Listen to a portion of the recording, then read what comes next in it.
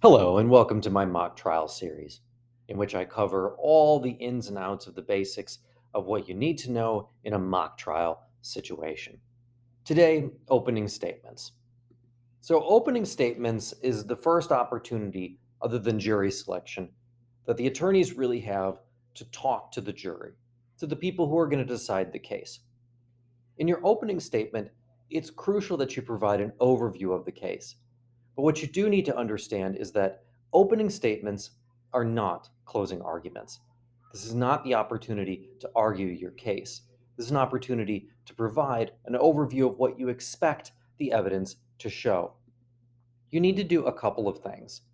First, you need to highlight the main parts of the case. The jury should understand what your case is about by the end of your opening statement. Second, you have to make sure that you stick to what you reasonably expect to happen during the trial. It is extremely risky to include something in your opening statement that may or may not go the way you expect it to go during the trial. If you do that and you fail, the jury might hold it against you. You do not get to argue in your opening statement.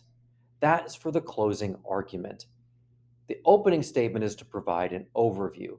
The reason for this distinction is because during the opening statement, we haven't had any evidentiary portions of our trial.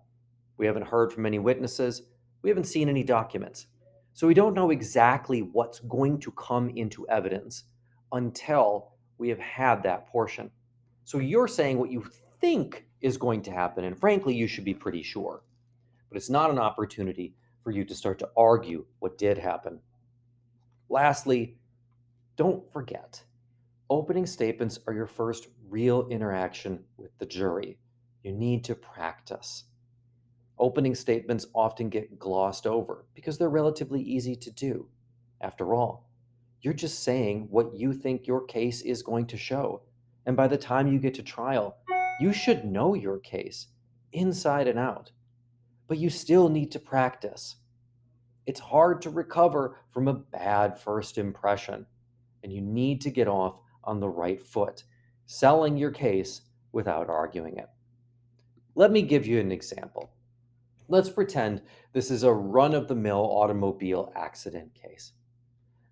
What's the question here is whose fault was the automobile accident? If I was an attorney giving an opening statement, it'd be very easy for me to lay out the very basics of what I expect my case to show. It could go something as follows. Ladies and gentlemen of the jury, the case before you today is going to be very simple. This is a basic automobile accident. We have two cars, the plaintiff's car, which is red, and the defendant's car, which is blue. What you need to decide here today is whose fault the accident is.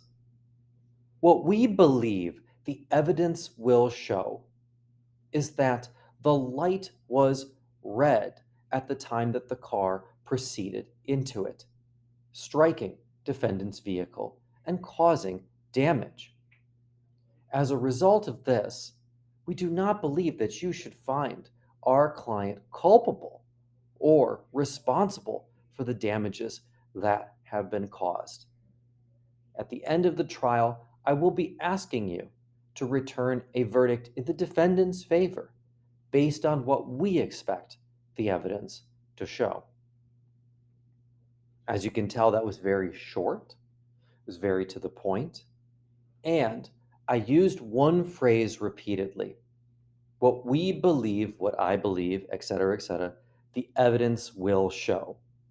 It's very important to preface whatever you say in the opening statement with that line because we don't have evidence yet.